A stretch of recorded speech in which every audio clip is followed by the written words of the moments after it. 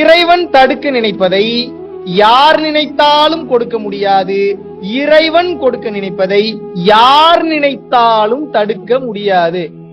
இப்ப பல பேர்ல இப்ப ஒரு சில பேருக்கு ஒரு டவுட் வரும், அந்த சேலம் ப்ராப்பர்ட்டி விலாசம் கொடுத்தீங்கன்னா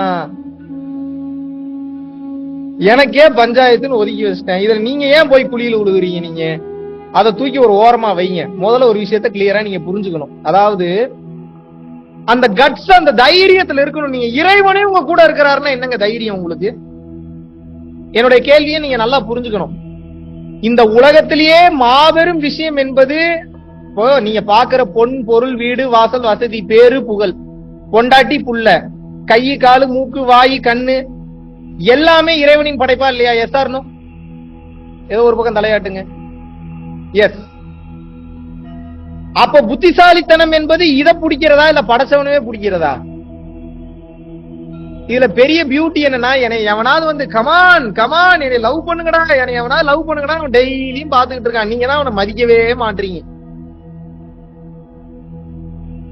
எப்ப நீங்க அவனை லவ் பண்ண ஆரம்பிச்சிருக்கீங்களோ, அதாவது இறைவா என்ன காப்பாத்துன்னு சொல்றதுக்கும் அப்படியே பார்த்து கண்ணுல தண்ணி ஊத்துறதுக்கு டிஃபரன்ஸ் இருக்கா இல்லையா?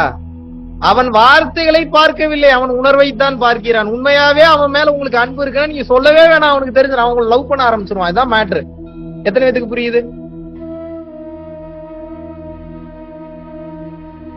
உங்களோட மொத்த பிரச்சனைக்கு என்ன தெரியுமா காரணம்? கசகசன்லாம் இழுக்க விரும்பல. இதுக்கு ஒரு மாத்திரை போடுங்க, தலைவலிக்கு ஒரு மாத்திரை போடுங்க, வயிற்று வலிக்கு ஒரு மாத்திரை போடுங்க, உங்களோட கால் வலிக்கு ஒரு மாத்திரை போடுங்க, கை வலிக்கு ஒரு மாத்திரை போடுங்கன்னு சொல்லி டைம் வேஸ்ட் பண்ண விரும்பல. ஸ்ட்ரெயிட்டா மேட்ருக்கு வரேன். இறைவன் உங்க கூட இல்ல, இறைவன் உங்க கூட இருந்தாருன்னா உங்க பிரச்சனை பூரா சால்வ். இவ்வளவுதான் மேட்ரு. எத்தனை பேருக்கு புரியுது? மொத்த பிரச்சனைகளுக்கும் என்ன காரணம் என்று கேட்டீர்கள் என்றால், வாழ்க்கை என்றால் என்னவென்றே இன்னும் உங்களுக்கு புரியவில்லை. கிளியர்? நான் சொல்றது புரியுதா? இந்த எல்லா பிரச்சனையும் காரணம் என்னன்னு வந்து கேட்டீங்கன்னா, உங்களுக்கு வாழ்க்கைனா என்னன்னு புரியல. வாழ்க்கைனா என்னன்னு புரியணும்னா யாரோட கைடன்ஸ் அது வேணும். யாரோட கைடன்ஸ்னா ஒரு குரு அல்லது வழிகாட்டி என்ற தகுதியான நபரோட கைடன்ஸ் வேணும். ஏன்னா அவங்க தான் ஆல்ரெடி அந்த உண்மையை உணர்ந்திருப்பாங்க. அந்த ஆத்ம ஞானத்தை உணர்ந்தவங்களாலதான் உங்களுக்கு கைட் பண்ண முடியும். ஆனா அவங்க அவ்வளவு சீக்கிரம் உங்ககிட்ட வரமாட்டாங்க. ஏன் வரமாட்டாங்க? கூப்பிட்டா தானே வருவாங்க, கூப்பிடலன்னா எப்படி வருவாங்க? அப்படி ஒருவேளை கூப்பிடாமே அவங்க உங்ககிட்ட வரணும் அப்படின்னா நீங்க நல்ல ஆத்மாவா இருக்கணும். அப்பதான் உங்களுக்கு அந்த தகுதி, உங்களை தேடி வரக்கூடிய ஆன்மா எப்படிப்பட்ட ஆன்மாவா இருக்குன்னா, நீங்கள் உங்களை எப்போது தயார்படுத்திக் கொள்கிறீர்களோ அப்போது அந்த உருவம் அல்லது அந்த ஆன்மா அல்லது அந்த குரு அல்லது அந்த வழிகாட்டி என்பவர் உங்களை தேடி ஓடி வந்து விடுவார். எத்தனை பேருக்கு புரியுது? சரிப்பா, அது என்னப்பா என்ன தயார்படுத்திக்கிறதுன்னா என்னப்பா? அப்படி ஒரு கேள்வி வரும். வருதா? தன்னை அழித்துக் கொள்ள தயார் நிலைக்கு வந்து விடுகிறவன் இறைவனின் அனுகிரகத்தை பெற தயாராகிவிட்டான் என்ற அர்த்தம். அந்த தன்னை அழிக்கிறதுனா சூசைடு கிடையாது, தன்னை அழிக்கிறதுனா கொல்றது கிடையாது. தெளிவாக புரிந்து கொள்ள வேண்டும். தன்னை அழிப்பது என்றால் தான் என்கின்ற திமிரையும் தான் என்கின்ற அகங்காரத்தையும் எவன் ஒருவன் அழிக்க தயாராகி விடுகிறானோ, தன்னை இழக்க தயாராகி விடுகிறானோ, இறைவன் அவனிடம் வந்து சேரப்போகிறார் என்ற அர்த்தம். எத்தனை பேருக்கு புரியுது? இப்போ உங்களுக்கு எதுக்கு இந்த கிளாஸ் நீங்க அட்டன் பண்றீங்க? ஏதோ ஒரு பிரச்சனை, இல்ல இறைவனை பார்க்கணும். ஏன் இறைவனை பார்க்கணும்? ஏன்னா எல்லாரும் இறைவனை பார்க்கணும்னு சொல்றாங்க, அதனால நானும் சொல்றேன் இறைவனை பார்க்கணும். ஒருவேளை இறைவனை பார்க்கறதே பெரிய தலைவலின்னு தெரிஞ்சுன்னா என்ன பண்ணுவீங்க? இப்ப நான் உபதேசம் பண்றேன், இறைவனை பார்த்தா கை கால் விளங்காம போயிருன்னு என்ன பண்ணுவீங்க? என்னடா ஒண்ணு இந்த பக்கம் இப்படி சொல்லு, இல்ல அந்த பக்கம் அப்படி சொல்லு, நீ ரெண்டும் சொல்லாம இந்த குழப்பம்னா எங்கடா போறது? குழப்பல, ஸ்ட்ரெயிட்டா சொல்றேன். அடுத்தவன் சொல்றதை வச்சு இது உண்மை அது உண்மைன்னு நம்பிட்டு இருக்கீங்க, அவ்வளவுதானே? அறிவு சொல்லுது. இன்னொருத்தன் சொல்றதை கேட்டு ஓ இறைவன் அடைஞ்சா இது முடிஞ்சிடும் போல. உண்மையாவே சொல்றேன். இன்னைக்கு ஒரு மேட்ரு, இந்த இப்ப நீங்க ஒரு ஊர்ல, ஒரு கோயம்புத்தூர்ல இருக்கீங்கன்னு வச்சுப்போம். கோயம்புத்தூர் எம்எல்ஏ உங்களுக்கு ரொம்ப ரொம்ப ரொம்ப ரொம்ப க்ளோஸ் ஃப்ரெண்ட் அப்படின்னு வச்சுப்போம் ஒரு எக்ஸாம்பிளுக்கு. கோயம்புத்தூர்ல உங்களை எவனாவது என்ன சங்கதின்னு கேட்க முடியுமா? நீங்க கேட்டுருவீங்க எல்லாத்தையும். என்ன சங்கதி நீங்க கேட்டுருவீங்க, டேய் வாடா இங்க. உங்களோட ஆட்டிடியூட் எப்படி இருக்கும்? கோயம்புத்தூர் எம்எல்ஏ, நீங்க கோயம்புத்தூர்ல வசிக்கிறீங்க. கோயம்புத்தூர் எம்எல்ஏ உங்களுடைய ஃப்ரெண்டாக இருந்தால் உங்களுடைய ஆட்டிடியூடு எப்படி இருக்கும்? வாயை திறந்து சொல்லுங்க, பாத்துக்கிட்டு தாங்க இருக்கேன். எப்படிங்க இருக்கும்? காலரை தூக்கி விட்டுட்டு அப்படி கேத்த ஒரு வாக்கு நடந்தா எப்படி இருக்கும்? சரி, இப்ப எம்எல்ஏ வேணாம், மினிஸ்டர் உங்களுக்கு ஃப்ரெண்ட் எப்படி இருக்கும்? 2 காலரையும் தூக்கி விட்டுட்டு ஆஹா அப்படி நடப்பீங்க. சிஎம் நீங்க என்ன சொன்னாலும் கேட்பாரு. சீஃப் மினிஸ்டர் எப்படி இருக்கும்? தலைகீழாவே நடப்பீங்க. நடப்பீங்களா மாட்டீங்களா? தலைகீழாவே நடப்பீங்க. Yes or no? பிரதமர் உங்க ஃப்ரெண்ட் எப்படி இருக்கும்? எப்படிங்க இருக்கும்? ஏதாவது சொல்லணுமா தம்பி? அதுக்கப்புறம் இந்த பூமியை படைச்சவன் உங்க ஃப்ரெண்ட் எப்படி இருக்கும் தம்பி? வார்த்தையே இல்ல தம்பி. அண்ட சராசரத்தையும் படைச்சவன் உங்க ஃப்ரெண்ட் இப்ப எப்படி இருக்கும்? பேச்சே கிடையாது. Full surrender. அதுக்கப்புறம் பேசுறதுக்கு எதுவுமே கிடையாது. இப்போ புரிஞ்சுக்கங்க இந்த விஷயத்த. ஒரு சாதாரண MLA, councillor, minister, CM, PM தெரிஞ்சாவே உங்களுக்கு இவ்வளவு கெத்து வருதுன்னா, அண்ட சராசரத்தையும் படைச்சவன் உங்க ஃப்ரெண்டா இருந்தா எப்படி தெரியுமா இருக்கும்? உங்களுக்கு லிவிங் எக்ஸாம்பிள் இப்ப காட்டுறேன். என்னைய மாதிரி இருப்பீங்க, ஜாலியா இருப்பீங்க. வந்தாலும் சரி, வரலனாலும் சரி, இது நடந்தாலும் சரி, நடக்கலனாலும் சரி, எவன் வந்தாலும் சரி, எவன் போனாலும் சரி, எதுவுமே கவலை இல்லை. இறைவன் உங்க கூட வந்துட்டாரு அப்படின்றதுக்கு உண்டான அடையாளம் தெரியுமா? மரணத்தை கண்டு முதல்ல பயப்பட மாட்டீங்க. ஏன்னா மரணித்தால் தான் ஒளியாக மாற முடியும். ஒளியாக மாறினால் தான் இறைவனிடம் சென்று கலக்க முடியும். அந்த வேகத்துல இருப்பீங்க. அவ்வளவு ஆசையா மரணத்துக்காக வெயிட் பண்ணுவீங்க. எப்படா என்னைய கொல்ல போறீங்க? எப்படா என்ன சாவடிக்க போறீங்க? எப்படா என்ன போட்டு தள்ள போறீங்க? முடிச்சு விடுங்கடா, இங்க எனக்கு இங்க ஒரு வேலையும் கிடையாதுன்னு சொல்லி ஏங்குவீங்க. மரணத்துக்காக காத்து கிடப்பீங்க, தவிப்பீங்க. வார்த்தை புரியுதா நான் சொல்றது? மரணம் எப்போதுடா வரும்னு சொல்லி காத்து கடந்து தவிச்சு ஏங்குவீங்க. காரணம் என்னவென்று கேட்டீர்கள் என்றால், அந்த இறைவன் ஒளி ரூபமாக இருக்கிறான். நான் ஒளி ரூபமாக மாற வேண்டும் என்றால், இப்ப நான் பேசுறேன்னா சவுண்டா வருது. இந்த சவுண்ட் எங்க இருந்து வருது? ஒளியில் இருந்து ஓசை பிறக்கிறது. அப்ப அந்த லைட்டோட சோர்ஸ் பவர் ஆன்மாவாக இருக்கிறது. உடலை விட்டு உயிர் வெளியேறும் போது ஆசைகளற்ற நிலை, பாவம் புண்ணியம் 2 ஜீரோல இருந்தா இறைவனை நான் சென்று சேர்ந்து விடுவேன். இதற்கு பேர் தான் மோட்சம் அல்லது முக்தின்னு. எத்தனை பேருக்கு புரியுது? இப்ப எப்படி இருக்கு? உங்களை யாராவது பயம்படுத்த முடியுமா? இப்ப உங்களுக்கு வரக்கூடிய பயத்தெல்லாம் நீங்க எடுத்து நோட்டீஸ் பண்ணி பாருங்க. உங்களுடைய பயம் எல்லாம் எதை சொல்லும் அப்படின்னா, நீ செத்துருவ, நீ செத்துருவ, நீ செத்துருவ. நீ ஃபைனலா உங்களை அதை தான் கொண்டு வந்து நிப்பாட்டும். இப்ப நீங்க நான் சாகறதுக்கு தயாரான்னு இல்லைங்க, அந்த மரணம் உங்களை நெருங்க. அதுதான் பெரிய பியூட்டிஃபுல்லான தத்துவம். இப்ப நான் சொல்லும் போது உங்களுக்கு அவ்வளவு ஒரு வேகமா, ஒரு உத்வேகமா இருக்கிற மாதிரி இருக்கும். ஆனா மறுபடியும் நாளை மரண பயம் வரும். ஏன்னா ரத்தத்தோட ஒவ்வொரு செல்களிலும் உங்களது மரண பயம் கலந்துள்ளது.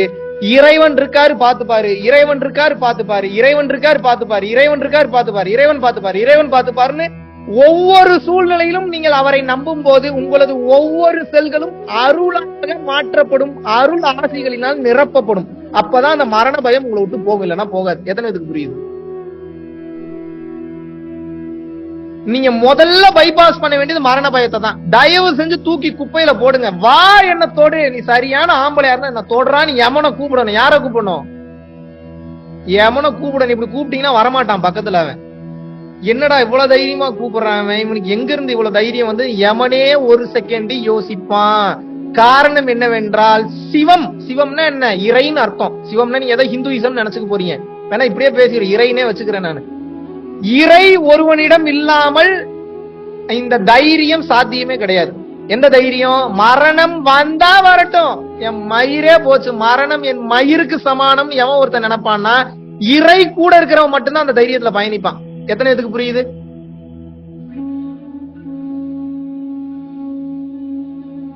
வரட்டும், என்ன இருந்து என்னத்தை சாதிச்சிட்ட தம்பி? நீ என்ன தம்பி என்ன இப்படி எல்லாம் கேள்வி கேட்கிற? நான் எவ்வளவு பெரிய ஆள் தெரியுமா, எவ்வளவு பெரிய கோடீஸ்வரன் தெரியுமா, எங்க அப்பா யாரு தெரியுமா, எங்க அம்மா யாரு தெரியுமா? நான் ஒரு கேள்வி கேட்பேன், நீங்க பதில் சொல்லணும். அப்போ தண்ணியில நடந்து போகக்கூடிய பவர் ஏதாவது இருக்கா உங்களுக்கு? நெருப்போட நெருப்பா கரைஞ்சு போகக்கூடிய பவர் ஏதாவது இருக்கா உங்களுக்கு? அப்படின்றதுக்குள்ள காணாம போய் அமெரிக்கால காட்சி கொடுக்கக்கூடிய பவர் ஏதாவது வச்சிருக்கீங்களா உங்களுக்கு? அப்படி ஏதாவது வச்சிருக்கீங்களா? அப்படி யாராவது வச்சிருக்கீங்களா? இங்க வேக வேகமா தலையாட்டுறீங்க இல்லன்னு.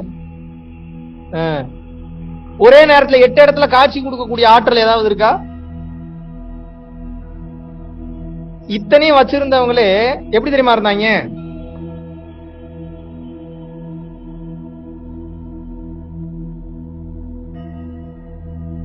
இருக்கிற இடம் தெரியாம இருந்துட்டு போயிட்டாங்க. எப்படி இருந்துட்டு போயிட்டாங்க? இருக்கிற இடம் தெரியாம இருந்துட்டு போயிட்டாங்க. கொஞ்சோண்டு பணத்தை வச்சுக்கிட்டு, கொஞ்சோண்டு அழக வச்சுக்கிட்டு, கொஞ்சோண்டு பேங்க் பேலன்ஸ வச்சுக்கிட்டு, கொஞ்சோண்டு கான்டாக்ட்ஸ வச்சுக்கிட்டு, என்னென்ன சேட்டை, என்னென்ன திமிருத்தனம் பண்றீங்க நீங்க? உங்களை என்ன பண்றது நானு? உங்க மூச்சு உங்க கண்ட்ரோல்ல இருக்கா? உங்க பேச்சு உங்க கண்ட்ரோல்ல இருக்கா? இருக்கா? இல்ல. பேச்சு கண்ட்ரோல்ல இருந்தா எதுக்கு பக்கத்து வீட்டுல கொலா சண்டை வருது, எதிர்த்து வீட்டு கூட சண்டை வருது, மேனேஜர் கூட எதுக்கு சண்டை வருது? எதுவும் உங்க கண்ட்ரோல் இல்ல. நல்லா வாய் கிளிய மட்டும் பேசிக்கிங்க, எனக்கு எல்லாம் தெரியும். இந்த எல்லாம் தெரியுன்றனாலதான் நான் செருப்படிப்பட்டேன், மிதிப்பட்டேன், அவமானப்பட்டேன். உங்களோட திமிர்த்தனம் முடிச்சு தெரிஞ்சவன் நான். என்ன லாஜிக்கல் மைண்ட் தெரியுமா? போடா போடா போய் ஓரத்துல உட்காரான்னு உட்கார வச்சுட்டாங்க. நீ எல்லாம் 10 பைசா கூட பிரயோஜனம் போய் உட்காரு, ஓரமா உட்காருன்னு சொல்லி உட்கார வச்சதுனாலதான் இதை நான் ஏத்துக்கிட்டேன். சரி, நம்ம திமிர்த்தனத்துல ஆடுறோம், நம்ம ஒண்ணுமே கிடையாது, நம்ம 5 பைசா கூட பிரயோஜனம் கிடையாதுன்னு புரிஞ்சுக்கிட்டதுனாலதான் இன்னைக்கு வாழ்க்கை மாறிடுது. இதை நீங்க எப்ப உணர்றீங்களோ அப்பதான் வாழ்க்கை மாறும். உங்களுக்கு இன்னொரு பெரிய ரகசியத்தை சொல்லி தரேன், தெரிஞ்சுக்குங்க. நீங்க அழகா இருக்கீங்களா, உங்களுக்கு வச்ச மிகப்பெரிய ட்விஸ்ட் உங்க அழகுதான். நீங்க கோடீஸ்வரனா இருக்கீங்களா, உங்களுக்கு வச்ச மிகப்பெரிய ட்விஸ்ட் கோடீஸ்வரன் தான். நீங்க உலகத்திலே பெரிய இன்ஃபுளுன்ஸ்டான சிஐஏ அமெரிக்க அதிபரவே கரெக்ட் பண்ற அளவுக்கு உங்களுக்கு கான்டாக்ட் இருக்கா, உங்களுக்கு வச்ச மிகப்பெரிய ட்விஸ்ட், உங்களுக்கு வச்ச மிகப்பெரிய லாக்கு நீங்க அதுல இருந்து வெளியில வர்றதுதான். எதெல்லாம் நீங்க பெருசுன்னு நினைக்கிறீங்களோ அதெல்லாம் இருந்து நீங்க வெளியில வரணும். இதுதான் உங்களுக்கு வச்ச மிகப்பெரிய ட்விஸ்ட். எப்படி இருக்கு டிசைன்? எப்படி இருக்கு? எதெல்லாம் உங்க பலம் நினைக்கிறீங்களோ, பணம், காசு, வீடு, பேரு, புகழ், வசதி, எதெல்லாம் நீங்க பெருசுன்னு நினைக்கிறீங்களோ அது அத்தனையில இருந்தும் நீங்க வெளியே வரணும். உங்களுக்கு வச்ச ட்விஸ்டே அதுதான். வர முடியுமா? உங்களை அதுதான் பாதுகாக்கும், உங்களை அதுதான் ஹெல்ப் பண்ணும். எப்படி வெளியில வர முடியும்? வெளியில வராம உங்களுக்கு விடிவு காலம் பிறக்காது, எழுதி வச்சுக்கோங்க. இந்த உலகம் சார்ந்து எதை நீங்க பெருசுன்னு நினைச்சீங்கனாலும் அந்த எல்லா பெருசுல இருந்து நீங்க வெளியே வரணும். அப்படி இல்லைன்னா வாழும் வாழ்க்கை முடியும் போது பெரும் கஷ்டங்களுக்கு உள்ளாக்கப்பட்டு உங்களது உயிரை விடுவீர்கள். எப்படி வசதி?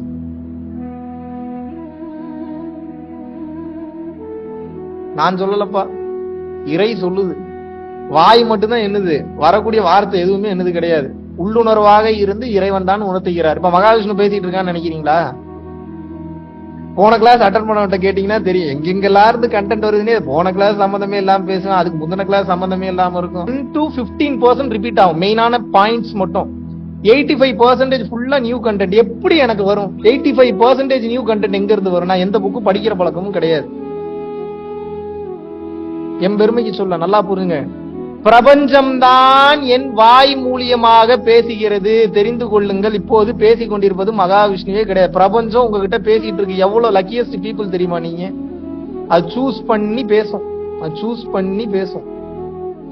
இந்த உபதேசம் கேக்குறீங்கன்னாவே பெரிய புண்ணியம். எனக்கே சில நேரத்துல எல்லாரும் நீங்க என் வீடியோ பாக்குறீங்க, எனக்கு ரொம்ப பெருமையா இருக்கு. நான் என்ன தெரியுமா பண்ணுவேன்? நான் யார் வீடியோ தெரியுமா பாப்பேன்? என் வீடியோவே மறுபடியும் போட்டு பாப்பேன் நான். அம்மா சத்தியமா அதுதான் உண்மை. வீடியோ பேசி முடிச்சுட்டு என் வீடியோ போட்டு பார்த்தாதான் எனக்கே தெரியும் நான் என்ன பேசியிருக்கேன். ஆஹா, ஓ இப்படி எல்லாம் இருக்கும் போல. ஏன்னா பிரபஞ்சம் என் வாய் மூலியமா பேசிட்டு போயிருக்கோம்.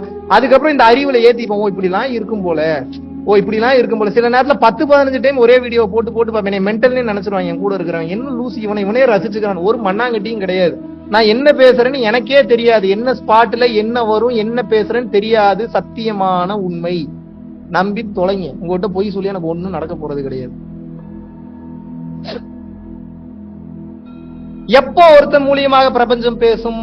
மனம், மானம் எதை பத்தியும் கவலைப்படாதவனுக்கு பிரபஞ்சம் இறங்கி பேச ஆரம்பிச்சிடும். ஏன்னா மனம் இருக்கிற வரைக்கும் அறிவு பேசும். எனக்கு அறிவுன்ற ஒன்னே கிடையாதுன்றப்ப அமைதிக்கு போயிருக்கீங்க, பிரபஞ்சம் பேச ஆரம்பிச்சிடும். இதான் ரகசியம். எத்தனை பேருக்கு புரியுது? பல பேர் கேட்க, எப்படி தம்பி டெய்லி வீடியோ போறீங்க, டெய்லி 10 வீடியோ கூட என்னால போட முடியாது, சேலஞ்ச் பண்றேன் நான். ஏன்னா நான் தான் பேசலையே, பிரபஞ்சம் தானே பேசுது. பிரபஞ்சம் எப்படி பேசும்?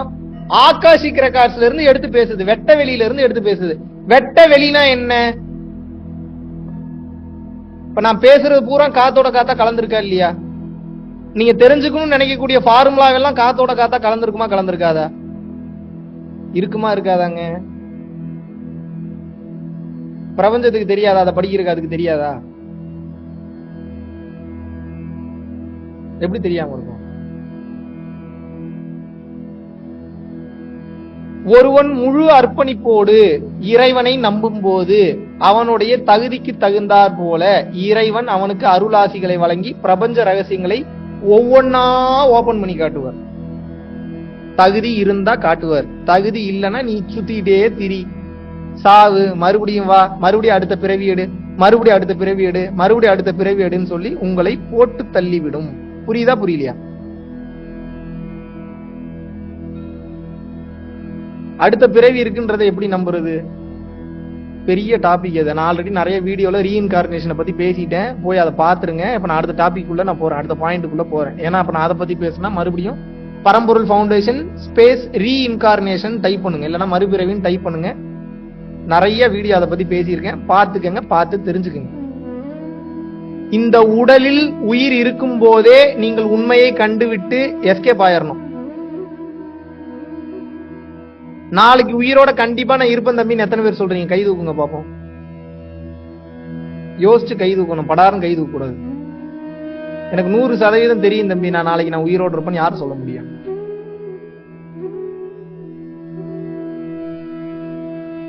நானே சொல்ல முடியாது, நீங்க எப்படி சொல்லுவீங்க? நம்பலாம் நாளைக்கு நீ உயிரோடு இருக்கணும்ன்றத என்னோட ஆசையும். அதுக்காக நீ வீணா போங்க செத்து போங்கன்னு நான் சொல்ல வரல. நிரந்தரம் இல்லாத வாழ்க்கை, இந்த வாழ்க்கை எப்படிப்பட்டது? நிரந்தரமற்றது. அடுத்த வினாடி நிரந்தரம் இல்லாதது.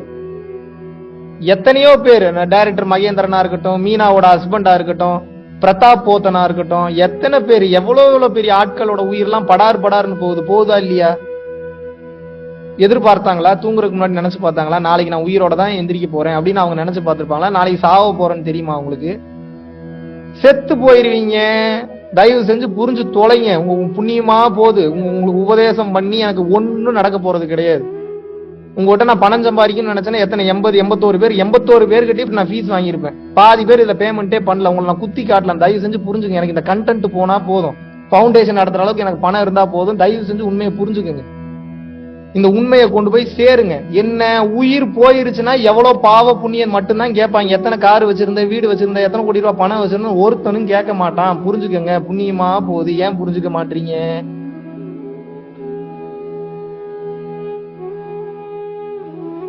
இறைவன் உங்க கூட வரல அப்படின்னா ரொம்ப பெரிய கஷ்டங்களுக்கு உள்ளாக்கப்படும். இப்பவே உங்களுக்கு வாழ்க்கை வாழ்றது நல்ல அழகா இருக்கீங்க, ஊர் சுத்துறீங்க, நான் பெரிய பெரிய வேலைகள்ல இருக்கீங்க. இதுக்கப்புறம் என்ன செய்யறது? சாப்பாட்டுல தான் எலி மருந்து தான் கலந்து கொடுக்கணும். நான் ஆல்ரெடி பல வருஷம் கடந்து வந்தாச்சான். இதுக்கப்புறம் சாக போற காலத்துல வந்து ஏதாவது பண்ணுனா எப்படி உடம்பு வளையும்? எப்படி வளையும்? 5 வளையாது எப்படி 50 வளையும் சொல்லுங்க? வளையாது, உடஞ்சிரும். ரொம்ப கவனமா இருந்துக்குங்க. பொழைக்கும் போதே நான் என்ன சொல்றேன், பரம்பொருள் ஃபவுண்டேஷன் டொனேஷன் பண்ணுங்கன்னு சொல்றேன்னா, புடிச்சா பண்ணுங்க, புடிக்காட்டி விட்டுருங்க, அவ்வளவுதான் மேட்ரு. ரெண்டாவது என்ன சொல்றேன், மகாவிஷ்ணுக்கு தான் உங்களது ஆத்மார்த்தமான குரு. இவரை விட மிக சிறந்தவர் உலகத்திலேயே எதுவும் கிடையாது சொல்றேன் நானு. காஞ்சி விஸ்வநாத சாமிகளை நீங்க விட்டுட்டீங்க அப்படின்னா கைகாலெல்லாம் கொப்பளம் வந்து செத்துருவீங்கன்னு ஏதாவது சொல்றேன் நான். நான் என்ன சொல்றேன், உங்களை எஸ்கேப் ஆயிருங்க, இவ்வளவு தானே சொல்றேன். உங்களுக்கு யாரு உட்கார வச்சு இவ்வளவு நல்லது இன்னைக்கு எவன் சொல்றான்? முதல்ல எனக்கு பதில் சொல்லுங்க. உங்களுக்கு நல்லது சொல்லி எனக்கு என்ன நடக்க போகுது அதை சொல்லுங்க. புண்ணியம் சேரும். புண்ணியமும் வேணான்னு உட்கார்ந்து இருக்கிறவனுக்கு புண்ணியம் சேர்ந்தா என்ன, வயசுக்கு வந்தா என்ன, வராட்டி என்ன? புண்ணியமே வேணான்னு உட்கார்ந்து இருக்கிறவனுக்கு எதுக்கு புண்ணியம்? எனக்கு புண்ணியமும் வேணாம், பாவமும் வேணாம். நான் ஒன்னதான் விரும்புறேன். என்ன? ஓடிடுங்க தயவு செஞ்சு. தப்பிச்சு எஸ்கேப்பா எங்கேயாவது ஓடி மேல போய் எங்கேயாவது போய் உட்கார்ந்துக்க. மேலன்னா போய் ஏதாவது மாடி மேல போய் உட்கார்ந்துக்க. நான் சொல்றது தானமும் தவமும் செய்பவருக்கு வானவர் நாடது மேல் துறக்கும். அந்த மேல, எந்த மேல? அந்த மேல நல்லா யோசிச்சு பாருங்க. பூமின்றது மட்டும்தான் நிரந்தரம். பூமியை தவிர இந்த உலகத்துல வேற எதுவுமே இல்லைங்க. பூமியை தவிர வேற எந்த உயிரும் எங்கேயும் வாழலங்கன்னு சொல்ல முடியுமா உங்களால?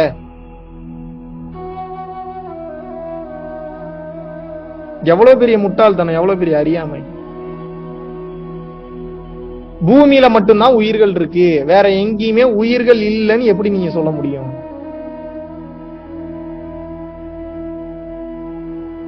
அப்ப அந்த உயிர்களை படைச்சது யாரு? எதுக்கு படைச்சிருக்கான்? சரி, படைச்சிட்டு விட்டுட்டான் அப்படின்னா சோத்துக்கு யாரு வழி காட்டுறது?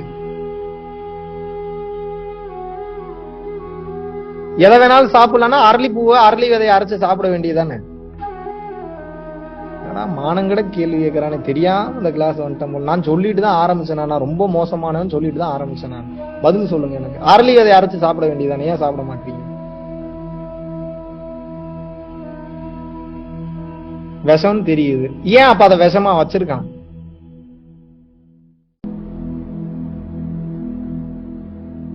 வெடிமருந்து அள்ளி பால்ல கலக்கி இனிப்பா இருக்குன்னு குடிக்க வேண்டியதானே, குடிங்க. பாஸ்பரஸ் அலைக்கு நல்லா நக்கிக்கங்க. யாரு இப்ப வேணான்றா? பண்ணுங்க. யாரு படைச்சது யோசிச்சிருக்கீங்களா? இதெல்லாம் ஏன் பிரிச்சு வச்சிருக்கான்? ஒன்ன சாப்பிட்டா உடம்பு, கேரட் ஜூஸ் சாப்பிட்டா உடம்பு வளருது, கேரட் அல்வா சாப்பிட்டா உடம்புக்கு நல்லது. இதுவே அரளி விதையை சாப்பிட்டா உயிர் போகுது. நாயை தடவுனா சிரிச்சுக்கிட்டே வருது, பாம்பை தடவுனா போட்டு தெளியுது. இது என்ன பண்றது? ஏன் இந்த பிரிவினை? ஏன் இப்படி நடக்குது? ஒருத்தன் நல்லா வளர்ந்துகிட்டே வரான், ஒருத்தன் நாசமா போயிட்டே போறான். ஏன் இந்த ஏற்ற தாழ்வுகள்? ஏன்? என்ன ஃபார்முலா அங்க இருக்கு? ஒருத்தன் பணம் வச்சிருந்தா சந்தோஷமா இருக்கான், இன்னொருத்தன் பணம் வச்சிருந்தா நாசமா போறான். ஏன் இந்த பிரிவினை? ஏன் இந்த மாற்றம்? ஒருத்தன் எதுவுமே இல்லாம பரவசமா இருக்கான், ஒருத்தன் எதுவுமே இல்லாம சூசைட் பண்ணிக்கிறான். ஏன் இந்த மாற்றம்?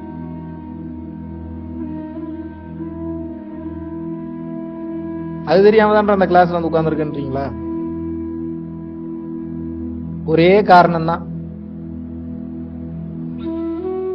84 லட்சம் யோனி பேதங்களுக்கும் இறைவன் தான் படைப்பாளி. விச் மீன்ஸ் கொரோனா வைரஸ்ல இருந்து, HIV ஹியூமன் இம்யூனோ வைரஸ்ல இருந்து, உங்களை போட்டு தள்ளக்கூடிய கேன்சர் செல்ல இருந்து படைச்சது யாரு? அவன்தான் படைச்சது. பால பாக்டீரியா, ஐ மீன் பால தயிரா மாத்திர பாக்டீரியால இருந்து, தயிரை மோரா மாத்துறதுல இருந்து, மோரை வெண்ணையா மாத்துறதுல இருந்து அந்த பாக்டீரியாவை படைச்சதும் அவன் தான். உங்களுக்கு வைரஸ் காய்ச்சலை கொடுக்கறவனும் அவன் தான். வந்த வைரஸ் காய்ச்சலை அழிக்கிறதுக்கு உண்டான இம்யூனிட்டி பவரை கொடுக்கறதும் அவன் தான். ஆக மொத்தம் எல்லாம் அவன் தான். உங்களை போட்டு தள்ளுறது அவன் தான், உங்களை படைக்கிறது அவன் தான், உங்களை காக்குறது அவன் தான். எல்லாம் யாரு? அவன் தான். அவன் எங்க இருக்கான்?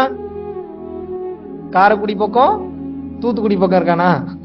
காரைக்குடி பக்கம் தூத்துக்குடி பக்கமும் இருக்கிறான். எங்க இருக்கிறான்? உங்களுக்குள்ள எங்க இருக்கிறான்?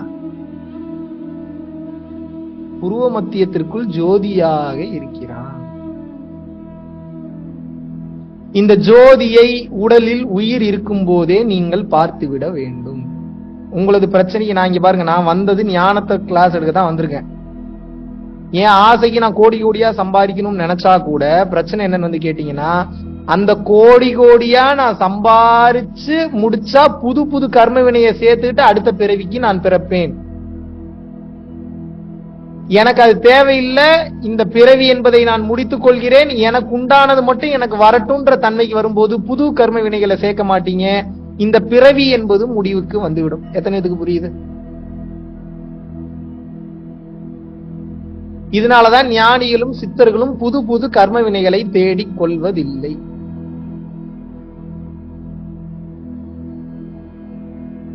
இப்ப நீங்க ஆல்ரெடி கோடீஸ்வரனா இருக்கீங்களா? சந்தோஷம். நீங்க ஆல்ரெடி பிச்சைக்காரனா இருக்கீங்களா? ரொம்ப ரொம்ப சந்தோஷம். நீங்கள் பிச்சைக்காரனாக இருப்பதற்கும் ஒரு மாபெரும் காரணம் உண்டு, நீங்கள் கோடீஸ்வரனாக இருப்பதற்கும் ஒரு மாபெரும் காரணம் உண்டு, உங்க கைகால் விளங்காம இருக்கிறதுக்கு ஒரு காரணம் உண்டு, கை நல்லா வேலை செய்யறதுக்கு ஒரு காரணம் உண்டு, முள்ளு குத்துனதுக்கு ஒரு காரணம் உண்டு, கழுத்து வலி வந்ததுக்கும் ஒரு காரணம் உண்டு, நீங்க வீணா போறதுக்கு ஒரு காரணம் உண்டு. ஆக மொத்தம் எல்லாமே காரண காரியங்களோட தான் நடக்குது. ஒரு குண்டூசி கூட காரண காரியமின்றி இங்கு விழுவதில்லை. எத்தனை இதுக்கு புரியுது?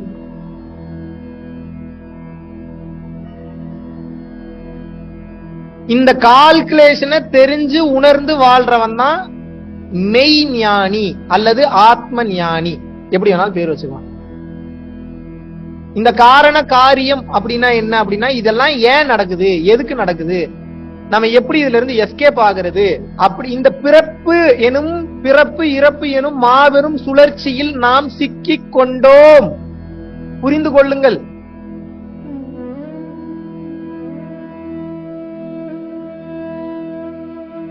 திருவள்ளுவர் இதை என்னன்னு சொல்றாரு? பிறவி பெருங்கடல் நீந்துவர் நீந்தார் இறைவனடி சேராதார். அடேங்கப்பா, இந்த பிறவி என்பது பெருங்கடல். இந்த பெரும் கடலை நீங்கள் நீந்தித்தான் கடக்க வேண்டும். இந்த பிறவி எனும் பெரும் கடலை நீந்தி கடக்கவில்லை என்றால் இந்த சம்சார பந்தத்தில் சிக்கிக்கொண்டு மீண்டும் மீண்டும் மீண்டும் மீண்டும் பிறந்து இறந்து பிறந்து இறந்து பிறந்து இறந்து பிறந்து இறந்து தவிப்பீர்கள். எப்படி வசதி? இந்த வழியே தாங்க முடிய மாட்டேங்குது. உங்களுக்கு எல்லாம் எதுக்கு அடுத்த பிறவி வேணான்றீங்களோ எனக்கு தெரியல. எனக்கு ஒரு காரணத்துக்கான அடுத்த பிறவி கண்டிப்பா வேணான்ற. என்ன காரணம் தெரியுமா உங்களுக்கு? ஸ்கூலுக்கு போகணும். எவ்வளவு பெரிய தலைவலி பிடிச்ச வேலை தெரியுமா அது? 1ஆவதுல இருந்து 2ஆவது, 2ஆவதுல இருந்து 3ஆவது, 3ஆவதுல இருந்து 4ஆவது, அப்புறம் 5ஆவது, அப்புறம் அடேங்க அப்ப சொல்லும் போதே கிருகிருன்னு சுத்துது. உங்களுக்கு எல்லாம் எதுக்கு நீங்க அடுத்த பிறவி வேணான்றீங்களா எனக்கு தெரியலப்பா. எனக்கு ஸ்கூலுக்கு போக கூடாதுன்றக்காவே எனக்கு அடுத்த பிறவி வேணான்ற. உங்களுக்கு எப்படின்னு எனக்கு தெரியல. தலைவலி பிடிச்ச வேலை சாமி. எத்தனை வருஷம் எவ்வளவு தூரம் படிக்கிறது? படிச்சுக்கிட்டே இருக்கிறதா? படிச்சது பயன்படவே இல்லை என் வாழ்க்கையில. ஒரு நாள் கூட பித்தாகரஸ் தேற்றத்தை பயன்படுத்தினது கிடையாது. நான் என்ன டாஷுக்கு அப்புறம் நான் படிக்கணும் போய்? எனக்கு என்ன யூஸ் இருக்கு போய்? அதுக்காக மகாவிஷ்ணு படிக்க வேணான்ட்டாரு. நேத்து ஒருத்தன் வந்துட்டான், எல்லாத்தையும் விட்டுட்டு வந்துட்டான். இனிமேல் உங்களோட தான் வாழ போறேன் நான். டே, இவனை வச்சுக்கிட்டு அவனை நான் கன்வின்ஸ் பண்ணி வாணியபாடி அனுப்பி வைக்கிறக்குள்ள நான் பட்ட அவஸ்தை எனக்கு தான் தெரியும். சொல்றத கரெக்டா புரிஞ்சுக்கங்க. இன்னைக்கு அவசியமானதுக்கு ஒரு டிகிரி வேணும். அந்த டிகிரியை வாங்கி வச்சுட்டு என்ன வேணாலும் பண்ணுங்க.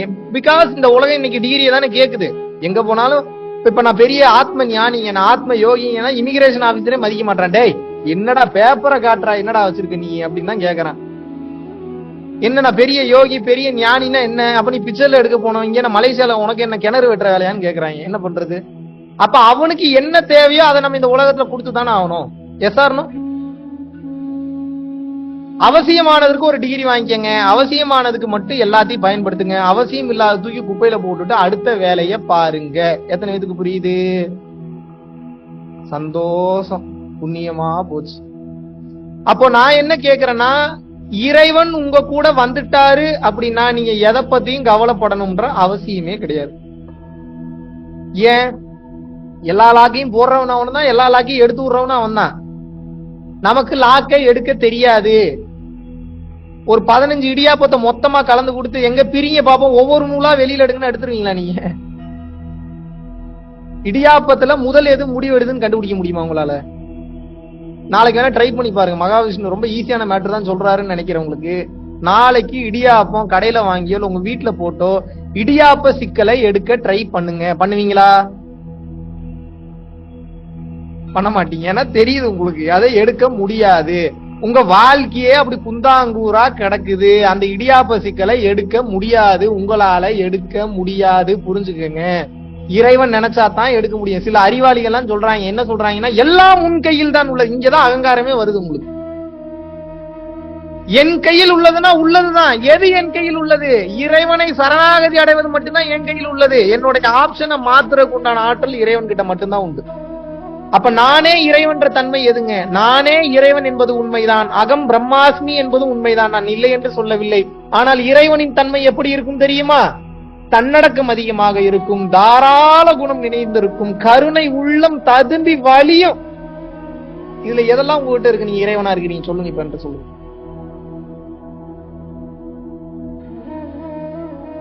தானம் அதிகம் பண்ணுவான், தவம் அதிகம் பண்ணுவான், எல்லா உயிர்களையும் தன் உயிர் போல நேசிப்பான். காமம், குரோதம், லோபம், மோகம், மதம், மார்ச்சரியம், டம்பம், தர்ப்பம், ஈருஷை, அசூயின்றை 10 விதமான துர்குணங்கள் இருக்கவே இருக்காது. பரிசுத்தமான ஆன்மாவா இருப்பான். எத்தனை பேர் அப்படி இருக்கீங்க இறைவனா? சொல்லுங்க இப்ப பதில் சொல்லுங்க. பேசலாமா? நம்ம எல்லாம் பேசலாம், வாயை திறக்கலாமா? நம்ம எல்லாம் இறைவன் நினைச்சாவே முதல்ல உங்களுக்கு அன்பு கருணை தான் ஜாஸ்தி வரணும். ஆனா இறைவன் நினைச்சா திமிருத்தனமும் அகம்பாவமும் ஆணவமும் தான் ஜாஸ்தி வருது. என்ன பண்றது? உங்களை ஆல்ரெடி இருக்கக்கூடிய ஆணவத்துவே நம்மளால என்ன பண்றதுன்னு தெரியலையா? இதுல புதுசா நம்ம சேர்த்துட்டோம்னா என்ன பண்றது?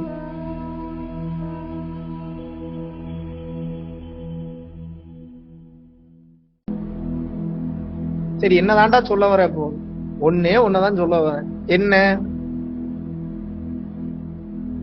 உங்க வாழ்க்கையில நீங்க என்ன தெரியுமா சொல்றீங்க? தம்பி பேப்பர் பறக்குது, தம்பி தம்பி இது பறக்குது, தம்பி தம்பி என்னுடைய பேண்ட் பறக்குது, தம்பி தம்பி என் ஷால் பறக்குது, தம்பி தம்பி என் திருநூறு பறக்குது தம்பி, தம்பி டேபிள்ல இருந்த எல்லாமே பறக்குது தம்பி, டிசைனா பிரச்சனையை சொல்றீங்க. நான் என்ன சொல்றேன்னா, இப்படியே பறக்குது பறக்குது பறக்குது பறக்குதுன்னு சுத்திட்டு தெரியாதீங்க, போய் ஃபேனை போய் ஆஃப் பண்ணுங்கன்ற. ஏன் புரிஞ்சுக்க மாட்டீங்க? புரியுதா புரியலையா? எனக்கு இந்த பிரச்சனை இருக்கு, அந்த பிரச்சனை இருக்கு, இது ப்ராப்ளம், கை வலிக்குது, கால் வலிக்குது, மனவலியா இருக்குது, எனக்கு ஏமாத்திட்டான், துரோகம் பண்ணிட்டான், நம்பிக்கை துரோகம் பண்ணிட்டான், வேதனையா இருக்கு, இப்படி இருக்கு அப்படி இருக்கு, இவ்வளவு பிரச்சனையா இருக்கு, டிசைனா பிரச்சனையை சொல்றீங்க. ஆன்மீகம் பண்றவங்களுக்கு உங்க மெயின் பிசினஸ் உங்களோட இத்தனை பிரச்சனை தான். ஆனா அவனுக்கு நல்லா தெரியும் இறைவன் உங்க கூட வந்துட்டாருன்னா எல்லாம் சரியாயிரும் அவனுக்கு தெரியும். அதை மட்டும் சொல்லி தர மாட்டாங்க. ஆல்ரெடி பேரு புகழ் அடைஞ்சவங்களோட ஹிஸ்டரியா மாத்தி வச்சுட்டாங்க. அடுத்து வர்றவனுங்க சுயநலவாதி உலகம். இதுக்கப்புறம் பேரு புகழ் அடைஞ்சு நம்ம என்ன பண்ண போறோம்? அதுக்காக நான் இப்பயே சாக சொல்றேன். நான் உங்களை அதுவும் சொல்லல. நான் உங்களை என்ன சொல்றேன்? இறைவனை இறுக்கமா புடிச்சுக்கங்கன்றேன். இறைவன்னா யாரு? ஒளி ரூபமாக இருக்கிறான். இறைவனை எப்படி இறுக்கமா பிடிக்கிறது? தானம் பண்ணணும், தவம் பண்ணணும், அவ்வளவுதான் மேட்ரு. உங்க எல்லா பிரச்சனையும் முடிய போகுதுன்னு அர்த்தம். சிம்பிள். நீ இன்னும் விடிய விடிய உட்கார்ந்து கதை கேட்டீங்கன்னா இவ்வளவுதான் மேட்ரு. வேற எதுவும் இல்ல. என் பாக்கெட்ல வேற ஏதாவது ஸ்பெஷலா இருக்குன்னு நினைச்சுக்க போறீங்க. வெறும் பாக்கெட் தான் இருக்குது. அவ்வளவுதான் மேட்ரு. என்ன பண்ணணும்? நீங்க தானம் பண்ணணும், அவ்வளவுதான். தானமும் தவமும் செய்வோருக்கு வானவர் நாடது மேல் திறக்கும், இல்லைன்னா ஒன்னும் திறக்காது. உங்களுக்கு வந்த மொத்த பிரச்சனைக்கு காரணம் என்னன்னா, அருள் என்பது உங்களிடம் இல்லை. அருள் என்பவன் தான் இறைவன் அல்லது எனர்ஜி அல்லது குரு, எப்படி வேணாலும் வச்சுக்கோங்க. அந்த அருள் உங்ககிட்ட இருக்குன்னா ஈவில் எனர்ஜி உங்களை தாக்குமா? தாக்குமா? உங்களுக்கு புரியுற பாதையிலே வரேன். இப்ப நான் துப்பாக்கி எடுத்து உங்களை சுட்டா உயிர் போகுமா போகாதா? போகாது தம்பி, உங்க லேப்டாப் தான் உடையுன்றீங்க. நேர்ல வந்து சுடுறேன், உயிர் போகுமா போகாதா? போகாதா? ஏதாவது ஒரு பக்கம் ஆட்டுங்க. இவ்வளவு இப்படி எல்லாம் ஆட்டினீங்கன்னா நான் எப்படி கண்டுபிடிக்கிறது? உங்களை நேர்ல வந்து துப்பாக்கி வச்சு சுடுறேன், உயிர் போகுமா போகாதா? போகும். Very good. புல்லட் ப்ரூஃப் கொடுத்து ஜாக்கெட் கொடுத்துட்டேன், இப்ப சுடுறேன், இப்ப உயிர் போகுமா? அது போல இறைவன் எனும் புல்லட் ப்ரூஃப் ஜாக்கெட் இல்லாதனால எல்லா பிரச்சனையும் வருது. டிசைனா பிரச்சனை வருது. இறைவன்ற புல்லட் ப்ரூஃப் ஜாக்கெட் வந்துருச்சுன்னா எந்த பிரச்சனையும் உங்களை துளைத்து எடுத்து செல்லாது. சிம்பிள். கிளியர்? இப்ப அந்த ஜாக்கெட்டை எப்படி தம்பி நான் கண்டுபிடிக்கிறது? அடுத்த கேள்வி அதுதான். கரெக்டா? ரொம்ப சிம்பிள். அருளை சம்பாதிக்க வேண்டும். அருளை எப்படி சம்பாதிக்கிறது? இன்னொரு உயிர் நல்லா இருக்கணும்னு நினைக்கிறவனுக்கு அவன் இறைவனை தேடி போக தேவையில்லை. இறைவன் இருக்கிற அட்ரஸ் எங்க இருக்குன்னு கூட உங்களுக்கு தெரியாது. போனாலும் ஒரே மீதி மிதிச்சு கிளம்படாம தள்ளி விட்டுருவாங்க. ஏன்னா அவ்வளவு திமிருத்தனம் முடிச்சு திரியிறோம் நம்ம. ஒருவனுக்கு இறை நம்பிக்கையே இல்லை என்றாலும் பரவாயில்லை, பிறருக்கு கொடுத்து உதவ வேண்டும் என்ற தான தர்ம சிந்தனை உண்மையான சிந்தனையா இருக்கணும். அந்த சிந்தனை மட்டும் வந்து விட்டதென்றால் இவன் இறைவனை தேடி போக தேவையில்லை, இறைவன் இவனை தேடி ஓடி வந்து விடுவாரா. நீங்க அட்ரஸ் தேட தேவையில்லை, அவன் உங்க அட்ரஸ்க்கு வந்துடுவான். அப்ப அருளை சம்பாதிக்கணும்னா முதல்ல என்ன பண்ணணும்?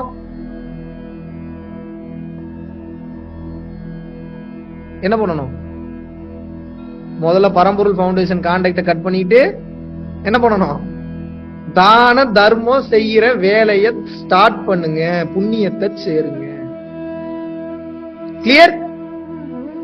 உங்களுக்கு புரியுற மாதிரி வேற இங்கிலீஷ்லயும் சொல்ற, அதையும் தெரிஞ்சுக்கங்க. Give and give more without expect anything in return. நல்லா கவனிங்க, வார்த்தையை கவனிங்க, நல்லா கவனிக்கணும். ஒவ்வொன்னும் ரத்தின சுருக்கமா இருக்கும், அவ்வளவு அர்த்தம் இருக்கு அதுல. Give and give more without expect anything in return. Such sacrifice by a devotee that enslaves God. Enslaves God, அதை அண்டர்லைன் பண்ணுங்க. அப்படின்னா என்ன? கொடுத்துக்கிட்டே இரு. பணத்தை மட்டும் இல்ல, அறிவை கொடு, அன்பை கொடு, பாசத்தை கொடு, கருணையை கொடு. உன்னால என்ன முடியுமோ அதை கொடு. எதிர்பார்க்காம கொடு. எதிர்பார்ப்பு இருக்க கூடாது. அதான் அந்த இடத்துல அதான் அண்டர்லைன் பண்ணணும். எதிர்பார்ப்பு இல்லாம கொடு. எந்த பக்தன் அப்படி எதிர்பார்ப்பு இல்லாம இன்னொரு சக மனிதனுக்கோ சக உயிருக்கோ கொடுக்க ஆரம்பித்து விடுகிறானோ, such sacrifice by a devotee, அப்படிப்பட்ட அர்ப்பணிப்பு எந்த ஒரு பக்தனிடம் இருக்கிறதோ, that enslaves God. அப்படிப்பட்ட குணம் கடவுளையே அவன் காலடியில் அடிமைப்படுத்தி விடும்ன்றாங்க.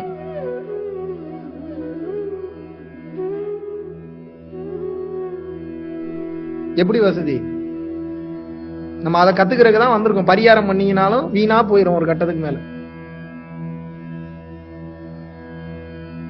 இன்னொரு டைப்ல சொல்லுவோமா, நம்ம தான் டிசைனா சொல்லுவோமே, உங்களுக்கு வேற டிசைன் சொல்ற, அப்பதான் நல்ல மண்டையில இறங்கு, இல்லைன்னா உங்களுக்கு இறங்காது. நல்லா கவனிங்க, 2 காதையும் நல்லா ஓபன் பண்ணி வச்சுட்டு கேளுங்க. குடுக்கிற தன்மை இருக்கிறவன் இறைவன், முடிஞ்சு போச்சு. இப்ப நீங்க இறைவனா மாறணும்னா நீங்க எப்படி இருக்கணும்? நீங்க குடுக்கிற தன்மையில இருக்கணும். பரம்பொருள் ஃபவுண்டேஷன் குடுக்கிற தன்மையில இருக்குன்னு சொல்லல, உங்க ஏரியால உங்களால முடிஞ்சவங்களுக்கு உங்க கையாலேயே கொடுங்கன்னு தான் சொல்றேன். இல்லங்க என் பொண்டாட்டி கொடுக்க விட மாட்டா, என் புருஷன் கொடுக்க விட மாட்டாரு, எங்க அப்பா அம்மா கொடுக்க விட மாட்டாங்கன்றவங்க கூகுள் பேல அனுப்புங்க, ஃபவுண்டேஷன் நம்பர் இருக்கு. ஆனால் என்னுடைய சஜஷன் என்னன்னா, நீங்கள் உங்களது கைகளால் கொடுக்க வேண்டும். வேற ஒரு டைப்ல சொல்றேன், தெரிஞ்சுக்கங்க. எவன் ஒருவனிடம் அல்லது எவள் ஒருவளிடம் தன்னடக்கம் அதிகமாகி விடுகிறதோ, தாராள குணம் அதிகமாகி விடுகிறதோ, நல்ல வார்த்தையை கவனிங்க, எவன் ஒருவனிடம் அல்லது எவள் ஒருவளிடம் தன்னடக்கம் அதிகமாகி விடுகிறதோ, தாராள குணம் மிகவும் அதிகமாகி விடுகிறதோ, எது நடந்தாலும் எந்த வருத்தம் அடைந்தாலும் எல்லாம் அவனுக்கு தெரியும். அவனுக்கு தெரியாமல் என்ன நடக்க போகிறது? எல்லாத்துக்கும் காரணம் அவன் தான். அவன் பார்த்து கொள்வான். எதற்கெடுத்தாலும் எவன் ஒருவன் அல்லது எவள் ஒருத்தி அவனையே காரணம் காட்டிக் கொண்டிருக்கிறானோ, அவன் அல்லது அவள் மெல்ல மெல்ல நகர்ந்து இறை என்னும் ஒளி வட்டத்திற்குள் வந்து விட்டான் என்பதே பொருளாகும் அகத்தியர். ஏதாவது புரியுதா புரியலையா? இல்ல நானே ஏதோ உளறிட்டு இருக்கிற மாதிரி இருக்குது. இதுக்கப்புறம் புரியலாம் ரொம்ப கஷ்டம் குருஜி. இவ்வளவு பொறுமையெல்லாம் எவனு உட்காந்து சொல்லி எல்லாம் கொடுத்துட்டு இருக்க மாட்டாங்க. இதுவே புரியலன்னா ரொம்ப கஷ்டம். உங்களுடைய வேலை என்னன்னா, இதுக்கப்புறம் ஒண்ணுதான் வாழ்க்கையில. இங்க பாருங்க, உங்க பிரச்சனையை கேட்கறதுக்கெல்லாம் நான் வரல. உங்க பிரச்சனையை நீங்களே தான் சரி பண்ணிக்கணும். எவனா ஒருத்தன் வந்து உங்க பிரச்சனையை நான் பார்த்துக் கொள்கிறேன் குழந்தாயினால பொய் சொல்ல வரான்னு அர்த்தம். அப்படிலாம் பார்க்க முடியாது எவனாலையும். அதுவே நினைச்சா அதுவே நடந்தா மாறும், இல்லைன்னா மாறாது. அருளை சம்பாதித்துக் கொள்ளுங்கள். கொஞ்சம் கொஞ்சமாகத்தான் பிரச்சனை மாறும். பல ஜென்ம கர்ம வினைகள் மொத்தமா சேர்ந்து இப்ப அனுபவிச்சுட்டு இருக்கீங்க. அருள் சேர சேர சேர சேரதான் அது கொஞ்சம் கொஞ்சமாக இருள் எனும் அறியாமை விலகும். ஒரே நாள்ல மாற்றத்தை எதிர்பார்க்காதீங்க, அது நடக்காது. சில பல வருடங்கள் ஆகும். இன்னைக்கு ஆரம்பிச்சுக்கிட்டாவே சில பல வருஷம் ஆகும். ஒரு சில பேர் அடுத்த நாளே அடைஞ்சிடலாம் சொல்ல முடியாது, அவங்கவுங்க கர்ம வினையை பொறுத்தது. ஆனா அது ரொம்ப ரேர். அப்படி இருக்கிறவங்களும் இருக்கிறான். இது எப்போது வேண்டுமானாலும் நிகழலாம். நான் வாழ்வியல் முறையை சொல்லிக் கொடுக்க வந்திருக்கிறேன். உங்களுக்கு நான் உட்கார்ந்து குறி சொல்றதுக்கோ அருள்வாக்கு சொல்றதுக்கோ வரல. அதுக்கெல்லாம் ஏகப்பட்ட பேர் இருக்காங்க. நான் சுத்த ஞானத்தை போதிப்பதற்காக வந்திருக்கிறேன்.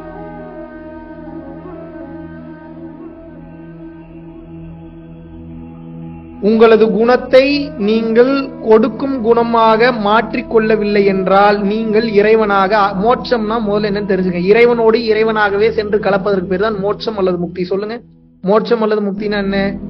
இறைவனிடம் சொல்லுங்க, இறைவனிடம் இறைவனாகவே சென்று கலப்பதற்கு பெயர் மோட்சம் அல்லது முக்தி. அப்ப இறைவனிடம் அப்படின்னா என்ன? ஒளியிடம் இறைவனாகவே ஒளியாகவே சென்று கலக்கணும். ஒளி ஒளியோட போய் சேர்ந்துருச்சுன்னா முடிஞ்சு போச்சு. லைட்டா மாறப்போகுதுன்னு அர்த்தம். லைட்டான தத்துவம் தான், பட் வெயிட்டான தத்துவம்.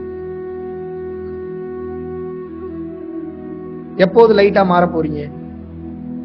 கரண்ட் கம்பியில கை வச்சா மாறிடுவீங்களா? டிரான்ஸ்பார்மரை கட்டி பிடிச்சா மாறிடுவீங்களா? எப்படி மாறுவீங்க?